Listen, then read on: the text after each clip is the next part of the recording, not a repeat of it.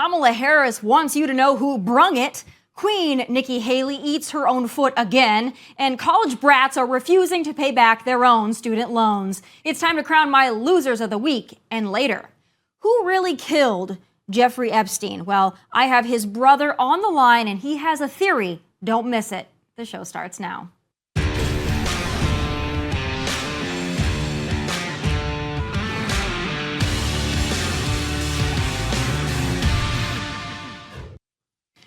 Donald Trump won Iowa, but this week, well, it wasn't a winner for everybody. That includes habitual loser Kamala Harris. She was yucking it up again this week. First, with this inspirational pep talk to the South Carolina women's basketball team. Watch it and get hyped. When the people are in these stands watching you, be they parents or students or kids, you're lifting them up. When people are out here saying, ah, or they're saying, yay, or they're saying all of the things that they say in response to the game, you're lifting them up with a sense of joy about being a part of a community. And we need that. I mean, if that didn't rev your engine, I don't know what will. But I can tell you what won't. Bidenomics won't. Joe won't. The ladies of The View, well, they won't. But if you want to know who darn brung the crap storm to ya, well, look no further. We have to earn the reelect, and we have to communicate what we have achieved. Yes. And that is going to be one of our big challenges. We've done a lot of good work. We need to let people know who brung it to them. Oh, sadly for Kamala and Papa Joe, we are all well aware who brung it, and we would like to give it back. And I can think of something, or someone rather, that we'd also like to give back. Nikki Haley. You know, CNN had to cancel their scheduled New Hampshire debate due to the fact that Icky Nikki refused to attend. Perhaps she declined the opportunity given when she talks, well, this happens. Were you involved in a racist party? No. We're not a racist country, Brian. We've never been a racist country. Our goal is to make sure that today is better than yesterday. Are we perfect? No. But our goal is to always make sure we try and be more perfect every day that we can. I know I faced racism when I was growing up, but I can tell you today is a lot better than it was then. If we've never been a racist country, how then did you face racism growing up, Nikki? Not only does that statement make no sense at all, to assert that the U.S. has never been a racist nation, that's not just a stretch, but it's a lie. Slavery was racist, segregation also racist. But this is also coming from the same gal who couldn't count slavery as the cause of the Civil War, so what really do you expect from Nikki? Not much, bombing the world, but not much else. But speaking of expectations, quick life lesson to Gen Z brats. If you take out a loan, you pay back the loan. You don't get to refuse to pay it back as a protest. You don't get to boycott your own flippin' bills. I swear to all that is holy, if these are the young people y'all are out there raising, we are in deep, deep doo-doo. The greatest generation stormed beaches, fought for freedom, sacrificed, and risked their lives for this nation. Also, whiny-ass Gen Zers could sit on their thumbs and bitch and moan about paying back the loans they voluntarily took out to get their worthless gender studies degrees. I simply cannot. But here to react to my losers this week and so much more is Uncover DC Editor-in-Chief, Tracy Beanz. Tracy, it's great to have you back. I'm glad to be here. My goodness, where do we begin? Let's start with, let's start off right off the bat with Nikki Haley. Kamala, we already know issues there. I don't think the Republican Party is trying to elect Kamala anytime soon. Democrats might be trying to elect Nikki Haley, though. So I want to talk about this. She's still out there. I've been calling her the Queen of Sheba. She's still out there. She got third in Iowa, saying that it's a two-person race. She wants to take on Donald Trump. She's a pick-me, for those who know what that is. And she's just as annoying as ever. She might very well win New Hampshire because of Democrats. But, how long do you think this Nikki charade is going to last? Well, she certainly can't come to my home state of South Carolina and expect to win anything here. And I can tell you that from experience. She's not well liked here at all. She did nothing conservative for our state. As a matter of fact, on the way out the door, she really angered a ton of people with what she did with the Confederate flag for reasons that is very rich in South Carolina history. And The problem with Nikki Haley is that every single time she opens up her mouth, she either lies or makes a serious blunder the way you just saw, which is why she's not really campaigning much in New Hampshire right now. Anytime she takes a question, she steps in it. So she's got to be basically in her basement, like the rest of the candidates on the left usually are. Joe Biden and Nikki Haley share a basement, apparently. And, you know, that's something that we need to address, too, is how all of these states, South Carolina, too, is an open primary. We need to stop letting the left and the Democrats step into Republican politics and sway it one way or another. Yeah, I happen to think that Nikki Haley is a Democrat, a neocon, maybe. I mean, a lot of things. I certainly feel like she's more of a Democrat than a Republican. But, you know, I keep seeing her say this over and over again. I don't entirely disagree with it. She said that she could beat Joe Biden. Now, I don't disagree. I do believe in a general election that Nikki Haley could beat Joe Biden because she is enough of a Democrat. It's almost like she's running as a third party because she's enough of a Democrat to get the Democrats to vote for her that don't like Joe Biden. However, as a conservative and a Republican, I would not like her to be my president with an R behind her name masquerading as a Republican. So how do you feel about that? And do you think that she has a chance to overcome Donald Trump with Republicans? No, I don't. The majority of, I say all the time, the one thing that Republicans can unite around right now is we all dislike Nikki Haley equally. Nobody likes her. I have not yet met one supporter of Nikki Haley, not one. Have you? Have you seen anyone in real life who actually supports Nikki Haley? Anyone? No, I haven't. You're exactly right about that. I think she's been doing this. She's no drama, you know, all these corny canned lines that she has. She's disingenuous. She's inauthentic to me. I think she will eventually drop out. I don't know when that's going to happen. I think she's a narcissist, so I think that she'll stay in as long as she has the donors that are willing to fund her.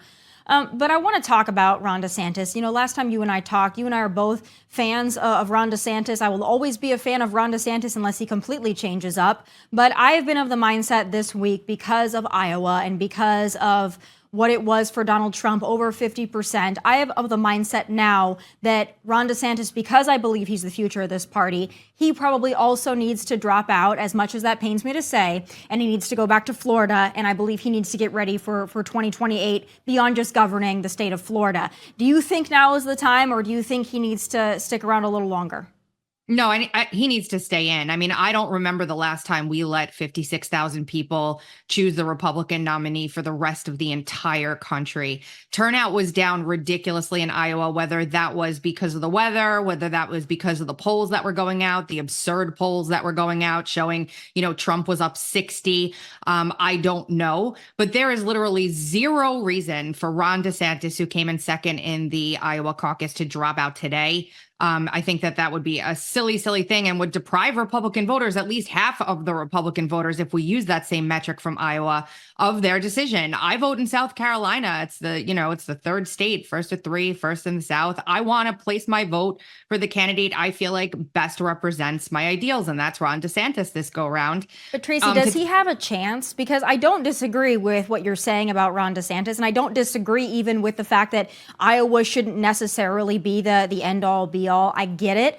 I'm just wondering, the polls were fairly accurate in Iowa, and I'm not somebody who believes polls, but I just don't know if he's able to mount that hill at this point. And I fear if he sticks around too long, he becomes like a John Kasich, and I fear that he spoils himself for the next go around. And that is my fear, because I want him to be the future of this party. Do you think he has a shot to beat, I believe he can beat Nikki Haley in any state. Do you think he has a shot to beat Donald Trump in South Carolina? Honestly, what I see in South Carolina is a 50-50 split. Will it be easy? Absolutely not. But I can tell you from personal experience, there's no lawn signs. There are no more flags. Like on my block alone, I used to have 10 to 12 Donald Trump flags, even Trump 2024 flags. They're gone. Nobody's got those flags up anymore. And, you know, look, Iowa's too early. Let's get through Super Tuesday, and then maybe I'll come back around and be like, yeah, you know what? You're right. He's not doing as well as he should. He should probably leave. But to do it now, now after just one primary. I mean, if we followed that logic, Donald Trump should have dropped out in 2016. It's just absurd, in my opinion. You're not absurd. Just the people's idea that you should leave after one primary is. I mean, if you're Vivek, fine, but not coming in where DeSantis did in second place. Absolutely not. I don't entirely disagree with you. I just worry about his future if he sticks around too long and can't win. That's my biggest concern. Also, though, I think if we could get rid of Nikki Haley, I think Ron DeSantis would obviously sweep up her voters that are confused, that just simply don't like Donald Trump, that are trying to make a statement by going with Nikki Haley. I think if Nikki Haley were out of the picture, I think Ron DeSantis would have a much better shot. I don't think that there's any convincing Nikki Haley or her donors to get out of the way. So I don't know if Ron DeSantis has the money to stick around until Super Tuesday. What do you think? What world does that look like, that his donors stick around long enough for him to make it to March? Well, let's see what happens in New Hampshire and in South Carolina. Unfortunately, New Hampshire, he's so far behind. I know, I was about to say, I don't think anyone is under any mysticism that he's going to win in New Hampshire. Yeah.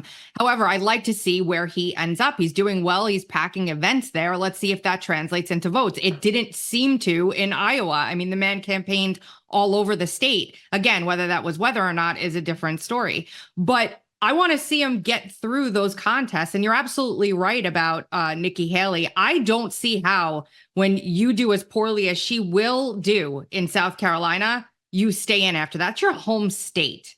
You don't leave with your head held high coming in, behind a distant third in your home state as a former governor, and then be able to stick around and make people convinced to spend money on you over and over and over again. So, yeah. Oh, it's going to be interesting. I do want to turn to another thing that gives me cause for pause and a little frustration, and that is a recent Truth Social post made by Donald Trump, in which he's talking about having presidential immunity. But the part that bothers me is not that I don't think that he has immunity as being a former president or when he was president. What bothers me is a certain line when he talked about events that cross that line must fall under total immunity.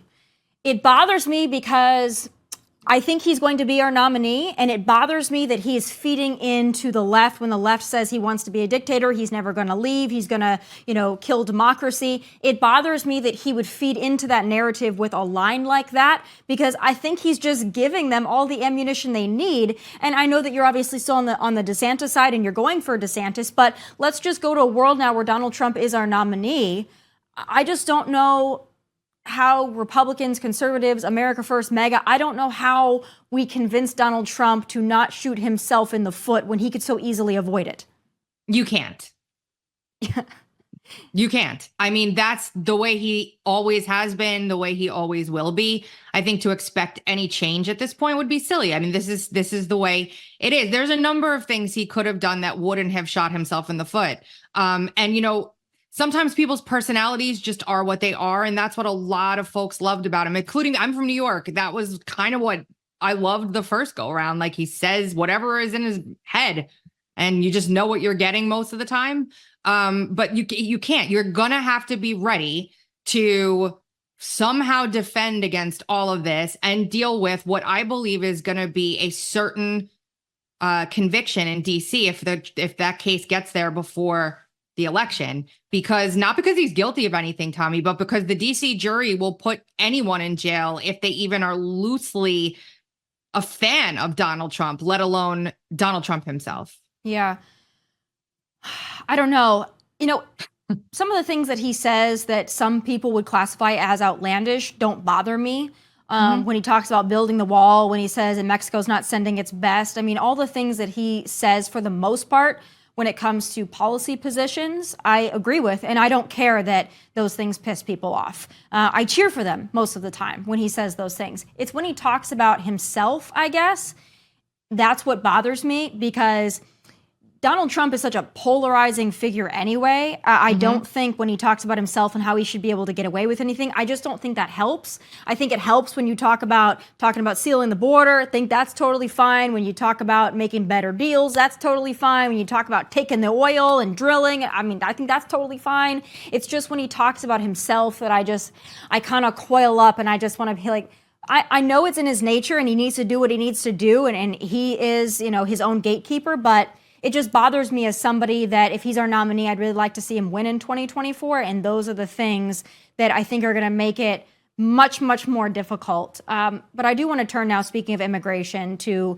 this latest firestorm right now, the lie that's coming out of the mainstream media, coming out of the left, elected Democrat representatives that have still, for the most part, not retracted their claims that the Texas National Guard actually stood in the way of Border Patrol rescuing illegal aliens.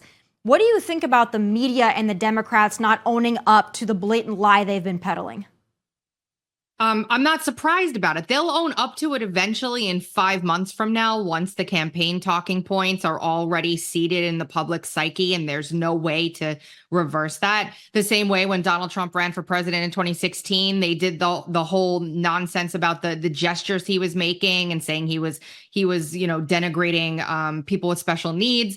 They'll do this as often as it is feasible for them to be able to get a narrative out there. And right now, they want the narrative to be, Texas bad, Republicans bad, going after immigrants, wanting to harm them, completely flies in the face of everything that we know. And again, takes a giant dump, for lack of a better word, all over not only our service members, but the people who are actually protecting this country from this invasion at the southern border that we're dealing with right now.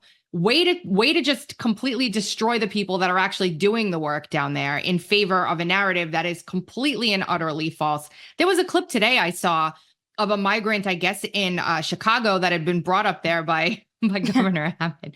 And he was saying, this migrant was saying to a Chicago resident, go to work, you're lazy, no money for you, while collecting money. This is what we're dealing with here. Entitlement, speaking of money, and this at the border. It's terrible. I want to ask you your question on something, because I don't take you as somebody that's very politically correct. Correct me if I'm wrong on that. No. But I noticed that you said, and I do it from time to time as well, depending on where I am, but I've decided I'm going to stop. I'm not going to refer to them ever again as migrants or the migrant crisis. I will heretofore, as I have for most of my career, refer to them as illegal immigrants and illegal aliens. I'm not going to use the terminology of the left anymore. I'm not going to call them migrants. I'm not going to call them immigrants. I'm not going to call them undocumented. Undocumented is when you forget your ID and you're trying to get into a bar. You are undocumented. Not when you come into this country legally. You are an illegal immigrant and an illegal alien. How do you feel about using the terms of the left? And do you think that by using those terms, we are playing into their game at all?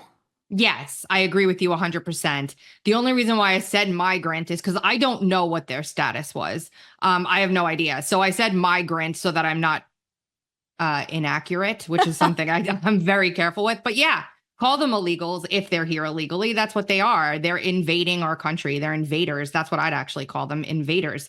I never use the language of the left, no matter what the topic, especially when it comes to, gender ideology, quote, or any of that. So yeah, let it rip. Yeah. Let it rip. Yeah, I'm just so tired. I mean, they're going to hate us anyway. When I say they, the left is going to hate us. The leftist media is going to hate us anyway. So why we tiptoe around their sensitivities is beyond me. I mean, no matter what we say, the goalposts keep moving, and you can tongue tie yourself trying to appease them. And at the end of the day, they're still going to hate us, and they're still going to mischaracterize every single thing we say anyway. So like you said, I say let it rip, and let's just call a spade a spade. If we do make an honest mistake, correct it. But I'm done falling into their games and using their language. These people are illegal immigrants, and that's just enough said about that. The last thing I want to ask you about actually is something that's a little bit more fun. It's not even necessarily political, but I've been seeing it, and I just want to get your take on it. Reddit has those am I an a-hole thing, and I think this was part of that, and it's been an ongoing discussion. Latest thing, there's a woman who was in an exit row seat flying to Asia. Pregnant woman wanted her seat. She refused to give up her seat to the pregnant woman. Where do you land on that? Which one's in the right, which one's in the wrong on the great plane debate? Oh, gee, I mean, it's the woman who was sitting there originally seat. She doesn't have to give it to anyone. I mean, if anything, it just makes her look like a terrible person, but that's her seat. She paid for it. She obviously wanted an aisle seat and she wants to sit there. Now, if the pregnant woman's having some kind of medical emergency, that's a different story. But if it's just a case of she wants to get to the bathroom easier, but that woman bought an aisle seat, keep the seat, lady. You're a jerk, but keep the seat. See, and I don't think she's a jerk because this is a big pet peeve of mine. You know, there are exceptions. If somebody has a medical emergency, if somebody's in distress, if it's somebody that is, that is elderly or somebody that has special needs, those are the exceptions. For me, though, I'm not moving my seat especially if I'm asked to move my seat. It's one thing if I see that people are scrambling or they're not sitting with their kids and they're like, oh gosh, or they're not, and I'm in somewhere and someone's like, oh, my husband's over there. I might be just like a nice person and say, hey, listen, like I'll switch with you, but I'm gonna be the one that offers it. If I am asked, I will plant myself. I will dig roots into that floor because it bothers me to no end. These people that feel that they're so entitled that they can have people move around because they feel so special, whatever their situation is, they're pregnant, they're fat, they want to be with their kids. It bothers me that people are so entitled now that they think that they can start moving people around and then they just clutch their pearls if people don't adjust and bend to their every whim and wish. And I feel like this is a very post-COVID era that we live in now, where people feel, I guess, this brave and this ballsy to make these demands of other people. I would just say no. Clearly, I really would. I've been pregnant before. I would never in a million years dream of, for no reason other than my own convenience, asking someone to give up something that they clearly wanted. It's selfish, like you said. It's entitled. I'm with you. I'm on Team Tomi with the seat. Well, I'm glad that we could end on a consensus with that. I always appreciate your honest takes. I always appreciate your tweets and out there, spreading the good word. And, I hope that we can have this discussion ahead or after South Carolina. And I'm hoping at that point, Nikki Haley will be so embarrassed in her home state that we will get rid of Nikki and she'll go back to the board of something and we can just move along on our merry way. But I appreciate you being here. Happy end of the week to you, and I hope to talk to you soon, Tracy. Thanks so much. Have a great one. You as well. All right, folks. In the last 5 years, there'd be, I say, a good 8 out of 10 conspiracy theories that have come true. But will the establishment ever acknowledge those conspiracy theories turn fact? Yeah, likely not. But one conspiracy remains unanswered. Who killed Jeffrey Epstein? Now, 4 years ago, before COVID, before I fled California, I sat down with my friend and comedian Theo Vaughn, and I asked him that very question. Everybody knows Bill's got a few in the trunk. The Epstein. Did he kill himself? Ooh. Did he kill himself? No, I don't think a man with that much ego would kill himself. It's just way too much. If the Clintons killed him, I wouldn't be shocked, man. I wouldn't be shocked if Hillary went in there with a sharp spoon and got him. You know what I'm saying? I wouldn't be shocked if Bernie killed him and cut his body up and gave a little bit to every single person that he knew. You know what I'm saying? I just wouldn't be shocked, though. But Hillary's the hitman, not Billy. All right, now that was all in good fun and meant to be humorous, but the subject at hand is anything but laughable. So earlier this week, I chatted with Mark Epstein, yes, brother of Jeffrey Epstein, and I asked him that very important question. Did Jeffrey Epstein really kill himself? So I'm very excited to have my next guest because this has been a controversy brewing on the internet for several years now, and we'll probably never get to the bottom of it, but I'd like to get a little more insight. So joining me now is brother of Jeffrey Epstein, Mark Epstein. Mark, I want to thank you so much for joining me by phone. And I know that you're not going to talk about the list, you're not going to talk about the case, you're not going to talk about any of that, and that's just fine. What I want to get to the bottom of here is I know you've done a lot of work into this. I know that you have a lot of opinions on it, but the world has been asking for the last couple of years, did your brother kill himself? Give me your honest take on that. When I first heard that he had committed suicide in prison, I just assumed that was true. And so I don't want anyone to think that I'm just a brother who doesn't want to believe his brother might have killed himself, because I believed it. But then when the facts started coming out, it's apparent that it was not a suicide. I mean, if you took a look at all of the facts and all of the evidence, including the autopsy, On top of, and not just the screw up in the prison with the cameras not working and the guards screwing off, but you look at the real facts. There's no way you would come up with the determination of a suicide without Bill Barr calling it a suicide and then the medical examiner follow suit, because the pathologists, the two pathologists that were there for the autopsy came out of the autopsy and they said they couldn't call it a suicide because it looked too much like a homicide. So on the initial death certificate, for cause of death, it said pending further study.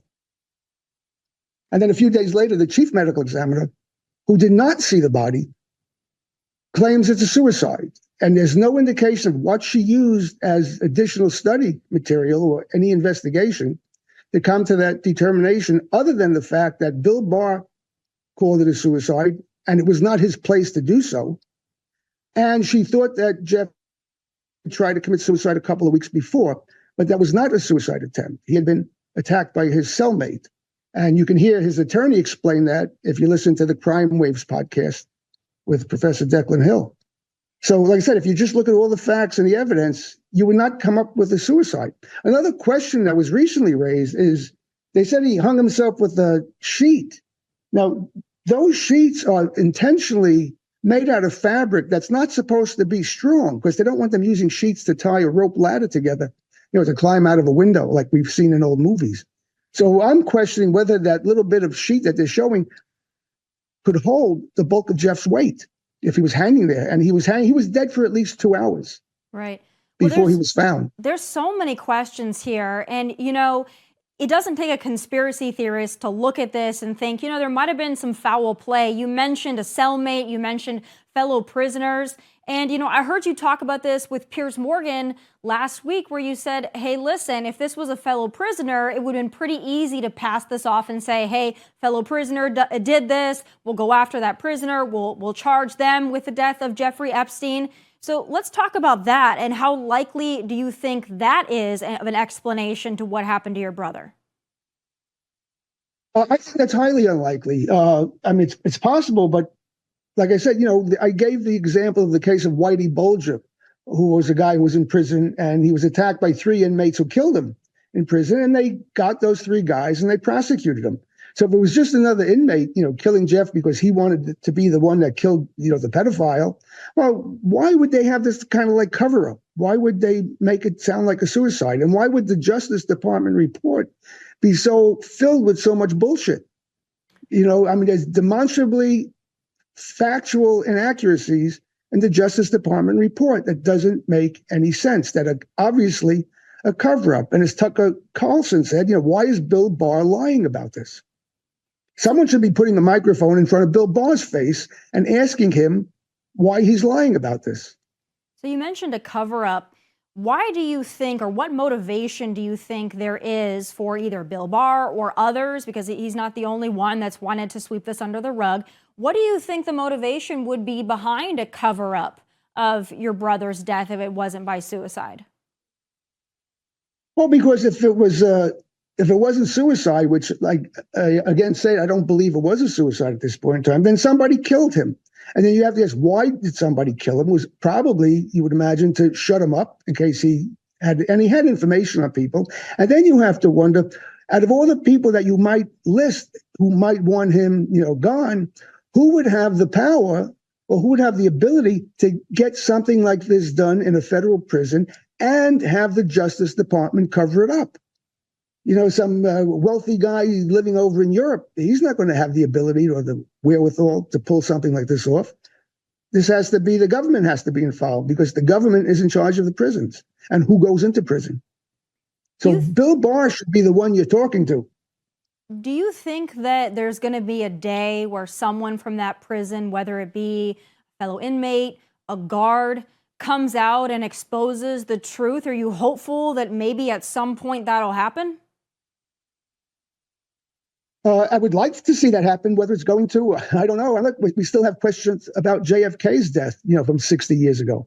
So I don't know if that's going to happen. If this was done, by the Justice Department, had their hands in it, everything's going to be, like you say, swept under the carpet. It'll be hard to get it back out. But I want the questions raised. And I want Bill Barr to be questioned about his statement.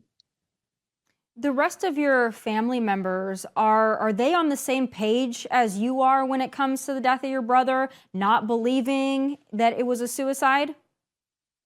Well, I'm really the only close relative he had. We have some cousins that, he was not that close with, and they're not close enough to have an opinion. I mean, they were surprised to hear that Jeff killed himself. And when you look at the fact that he had a hearing coming up in a few days, whether or not he was going to get bail, and it would have been the highest bail in U.S. history, you got to question, why would he kill himself a few days before the bail hearing? If he was going to kill himself, wait until bail is denied, then you kill yourself because you don't want to spend another year in jail waiting for a trial. But you don't kill yourself, a few days before that bail hearing. That makes no sense at all. Do you think there's a possibility that it wasn't just one person that did it, that maybe it was a collective of people, maybe even a bipartisan collective of people that wanted your brother dead because of the information that he might have or information that he might be willing to divulge, that maybe that this was beyond just one person, but really a circle of conspiracy that we have here in front of us of people who just collectively wanted him to be quiet forever? I don't think that's plausible, because I don't think you'd be able to keep a committee. This is not done by committee. This is done by somebody with the power to get it done. If it was done by committee, there'd be too many people that know about it. And that would eventually it would have come out, I think, in the 4.5 years since it's been, since his death.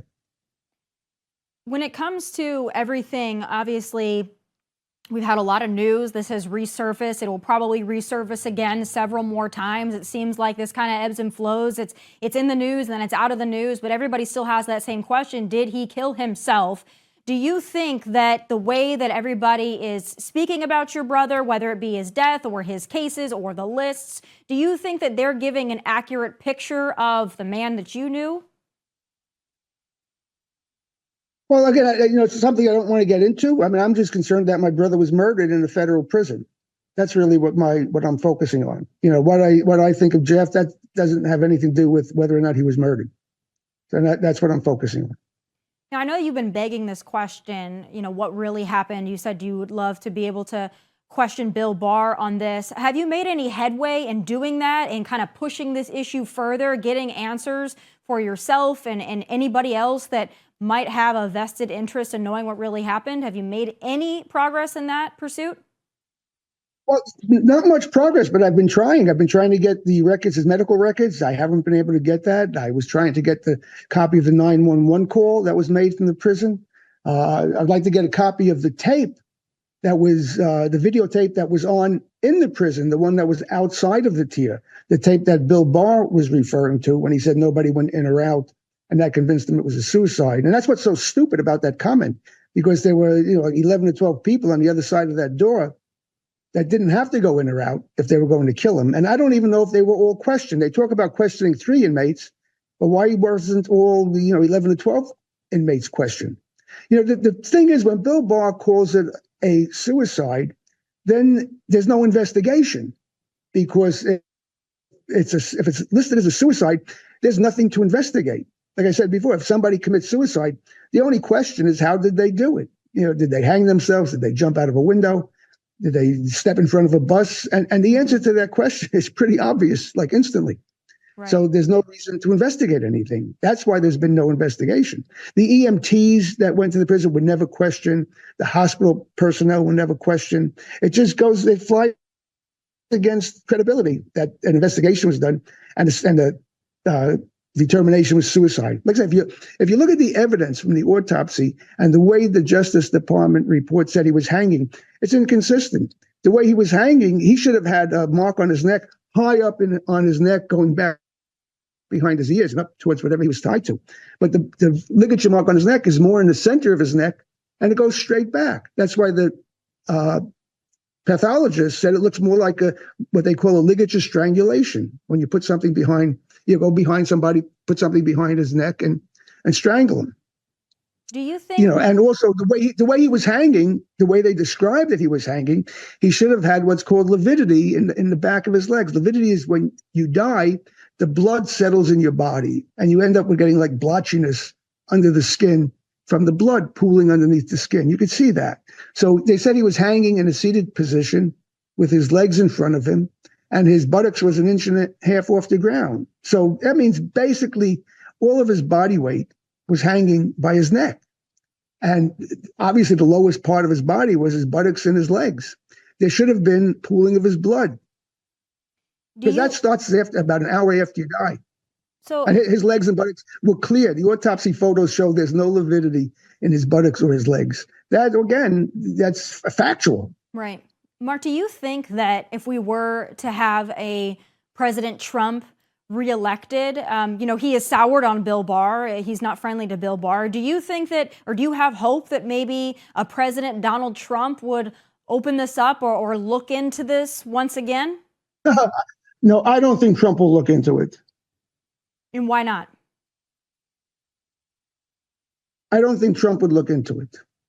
Okay, I'm just going to take your answer for that. Last question I have, and I appreciate you taking all this time, by the way. Mark, if you don't believe what happened to your brother was a suicide, you've obviously been talking about it. I'm sure you don't have the information that your brother had by any stretch of the imagination, but do you fear for your own life to any extent just because of your last name and your connection with your brother?